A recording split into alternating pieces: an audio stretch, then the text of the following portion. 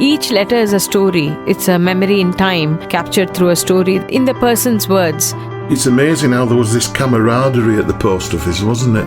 It felt like Postman Pat, actually, just driving around in a van, around the farms, It's too good of a building to just be forgotten about. It powered the final leg of the Industrial Revolution, served the nation through 2 world wars, and was a lifeline for those with loved ones on the other side of the world. Though it served the community for close to a century, Dewsbury Central Post Office on Wakefield Old Road now sits empty with an uncertain future.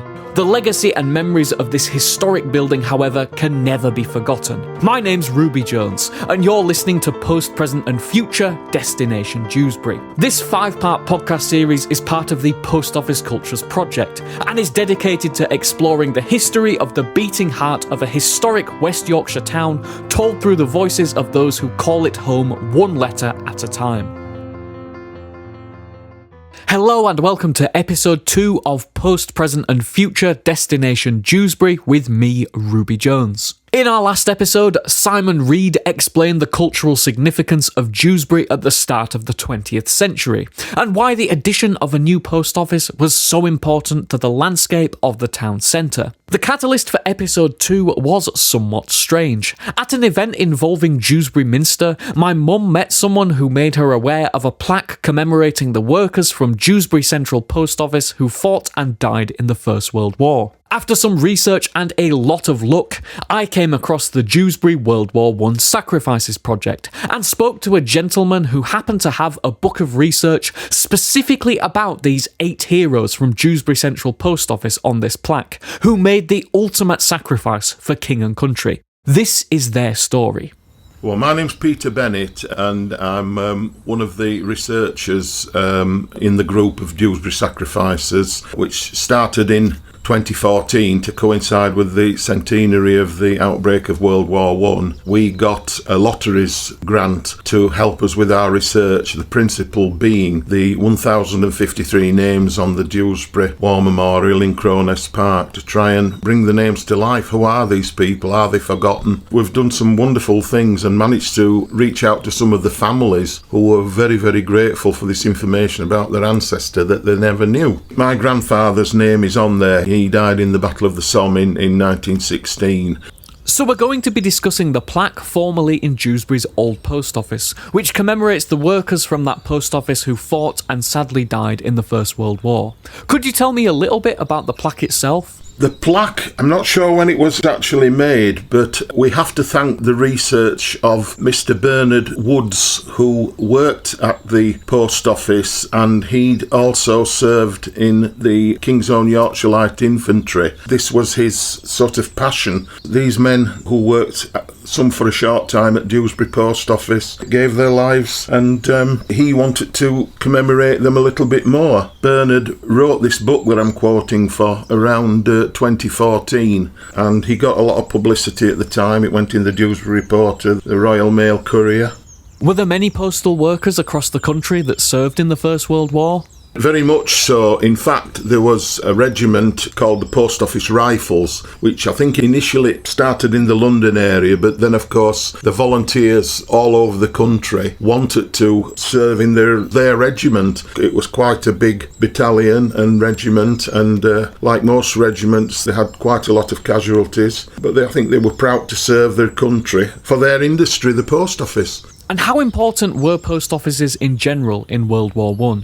I think they were very important, because if we think today's communication, you can pick a phone up and speak to somebody in Australia, where of course now, in those days, it was only the post and telegrams that was the way forward. And of course, once the soldiers were out in the trenches, letters from home for morale purposes was deemed vitally important. So of course, the post office services over here had to sort of redouble all their efforts and work to get the stuff over. And then of course, once they were over there, they had to be delivered, so there was an infrastructure over there to get Tommy Atkins a letter from his wife or his mum, sort of thing. And I think they did an excellent job there. So let's talk about the names on the plaque relating to Dewsbury Post Office. Could you tell me who these incredible people were? There's 8 names on here. They're not in any particular alphabetical order, but I think Bernard put the book together starting at the top. So we'll have a look first at John Henry Stocks, who was actually born in Glanford Brig, now known as Brig, in Lincolnshire. On the 1911 census, he lived at Fernley Street, West Town, Dewsbury. He was a Lance Corporal in the Lincolnshire Regiment, so he must have gone back to volunteer for his home county. Sadly, he was killed in action on the 20th of April 1917, and he's buried in a beautiful big cemetery in Arras. We were talking about letters. Here's a copy of a letter he wrote home from Woolwich saying to his family, "Thanks very much for the parcel I've received safely. Hope you all had a Merry Christmas. Expect you have had plenty of work. The officers here think the war will be over by March. Best wishes for a prosperous new year, if only." And what year was that letter sent? The letter was dated the 2nd of January 1915, Right. but John managed to survive until 1917 when he was killed in one of the huge battles of World War I, the Battle of Arras. So he died on the 20th of April 1917. The next name is Charles Leonard Whitehead. He was born in Ossett. His father had a business, so I think they were a sort of a middle-class family. He volunteered in London, initially into the Regimental Corps of the Royal Engineers Cable Laying Section, so I guess if he was a cable layer at the post office, that's using his civilian skills. He was killed on the 30th of July 1916 during the Battle of the Somme, and he died in hospital from a stomach wound, and he's buried in the same war cemetery in France as my own granddad, a place called Val-Ibeon, which is near Amiens. I don't think he's on the Dewsbury Memorial, but obviously he worked at Dewsbury Post Office, hence his name is on the plaque there. Now we've got William James. He joined the post office in 1909 and he served in the King's Royal Rifle Corps, and he was sadly killed on the 15th of February 1915 at a place called, if I pronounce it properly, Dickiebuche, which is now near Ypres in Belgium. He has no known grave, so his name is on the magnificent Meningate Memorial in Ypres. There are some transcripts from the Dewsbury Reporter, and again he writes home on the 2nd of January 1915. "I received the parcel all right and was very pleased with it. I can assure you it was much appreciated. It came as a pleasant surprise. Please convey my best wishes for a happy new year to all my comrades. I intended coming home for Christmas, but all leave is stopped, and I hope to be over for a day or two before going out to the front.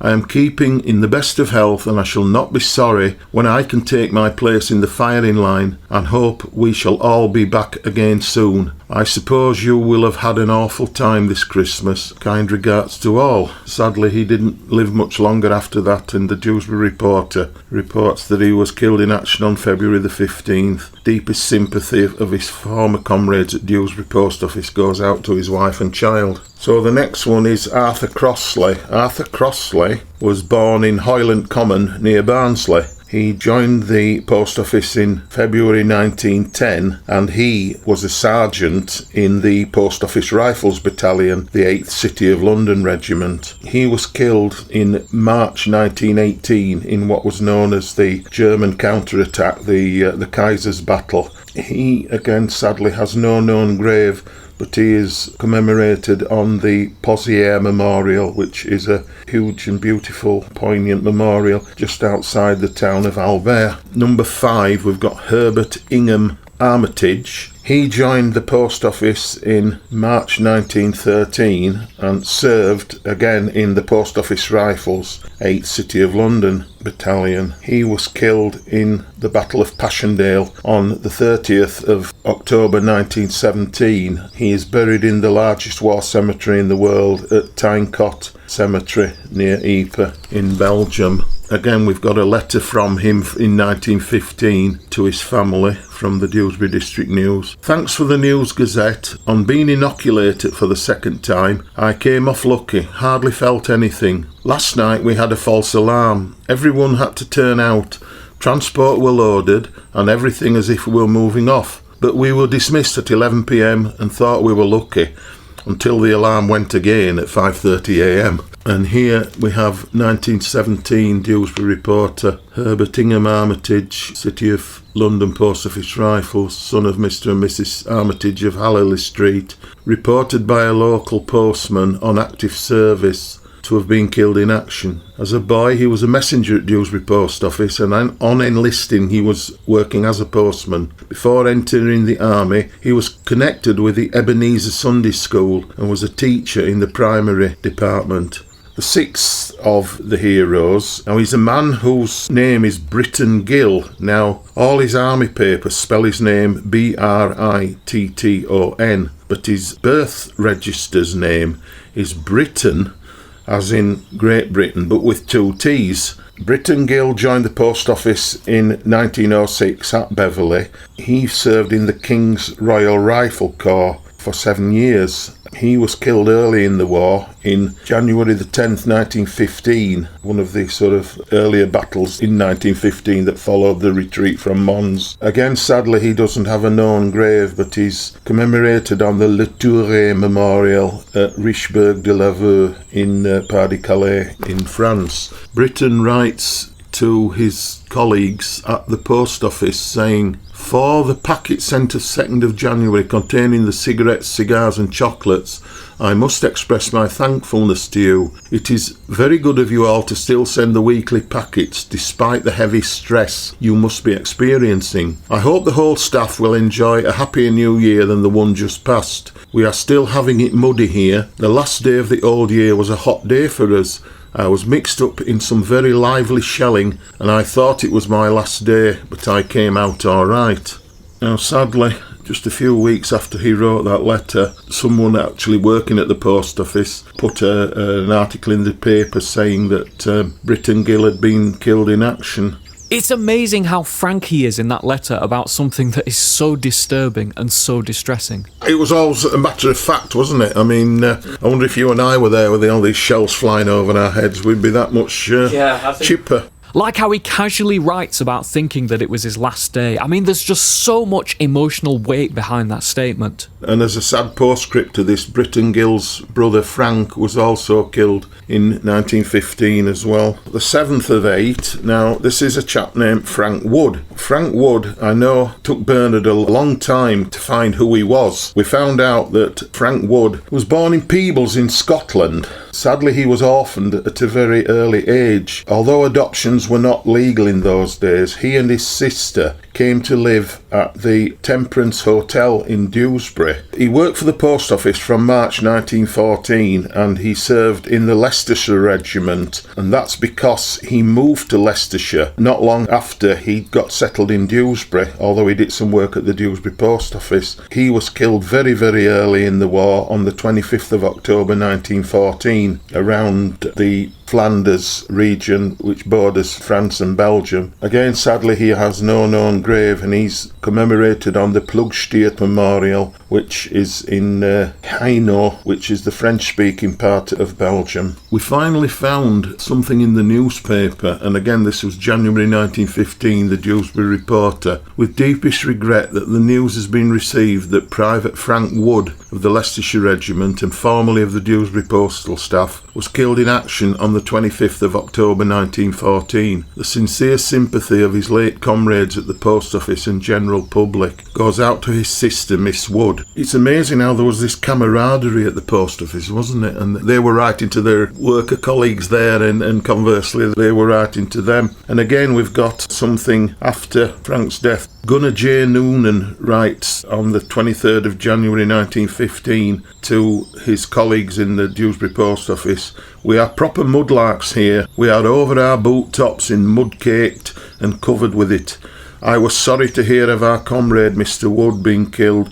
My deepest sympathy goes out to all his relations." And the last name here is Norman Midwood. He served again in the Post Office Rifles Battalion and also the Royal Fusiliers. He was killed in May 1918, aged 21, and he has a grave at a cemetery on the Somme. He was probably one of the last stages of the final Battle of the Somme in 1918. So he's buried in Menil Communal Cemetery Extension on the Somme. We've got a newspaper cutting. The Dewsbury Reporter says, in June 1918, "It is painful to hear the death of another brave Mirfield soldier. News of the loss of their son in the field was received on Friday by Mr. and Mrs. Midwood of Rose Cottage, Mirfield. Private Norman Midwood of the Royal Fusiliers was 21 years old and volunteered in November 1915 when he was 18. He went to France in August of the following year, saw 17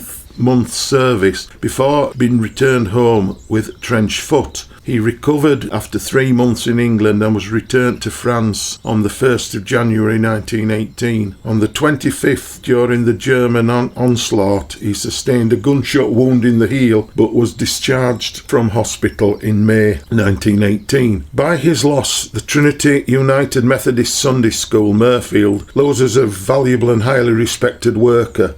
A scholar of the school, which he subsequently taught in the primary department, and he became the treasurer, and he was also the drummer of the 2nd Mirfield Boys Brigade. He followed his father as a postal service, as many of our readers will remember. Norman was first employed as a messenger at Mirfield, but later became assistant postman at Dewsbury Post Office. While in the army, he received his appointment as full-duty postman. And by his death, another old boy of Lower Hopton Council School has given his life in the great cause. Is there anything else you'd like to add to this? Only to say, if anybody's listening to this, if they have got any inquiries regarding the men on the Dewsbury War Memorial, if anyone wants to inquire about their relative who served in the First World War, if they look at our Facebook page, Dewsbury Sacrifices, and contact us via that, we'll try and give them what information they want.